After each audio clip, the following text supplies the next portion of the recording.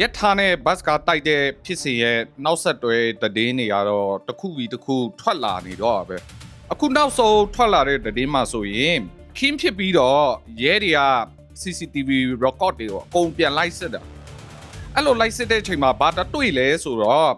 အခင်းဖြစ်တဲ့နေရာမရောက်ခင်တချို့နေရာလို့တော့ပြောတယ်ကွာဘယ်နေရာလဲဆိုတာကိုတော့မပြောတော့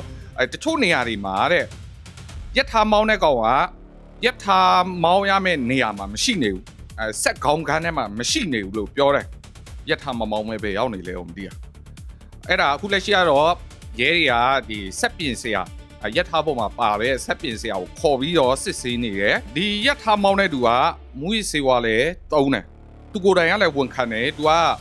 စီးကြောက်ရဲ့ WY စီးပြားရဲ့ကိုတုံးတယ်လို့ဝန်ခံထားတယ်ပြီးတော့လွန်ခဲ့တဲ့10ရက်လောက်တုန်းကမှသူမူးယစ်ဆေးဝါးတုံးထားရဆိုပြီးတော့လေရဲတွေကိုထွက်ဆိုထားတယ်ရဲတွေကတော့ဒီရက်ထားမောင်းနှမပြောတဲ့ဟာကိုမယုံဆက်ပြီးတော့စစ်ဆေးနေကြတယ်အခင်းဖြစ်တဲ့အချိန်တုန်းကဆိုရင်ဒီရက်ထားမောင်းတဲ့သူကယူနီဖောင်းတော့မဝတ်ထားဘူးလို့ပြောတယ်ပြီးတော့ဒီရက်ထားမောင်းတဲ့ကောင်ကရက်ထားမောင်းခွင့်လိုင်စင်လည်းမရှိဘူးနောက်တစ်ခုကဒီရက်ထားမောင်းနှမရဲ့အထက်အရာရှိ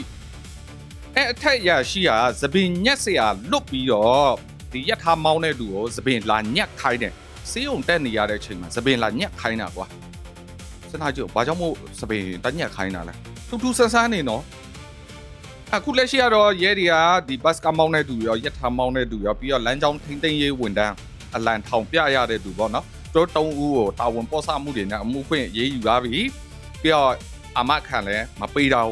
နောက်ထပ်ဗာတည်င်းတွေဆက်ထွက်လာအောင်လဲတော့မသိဘူး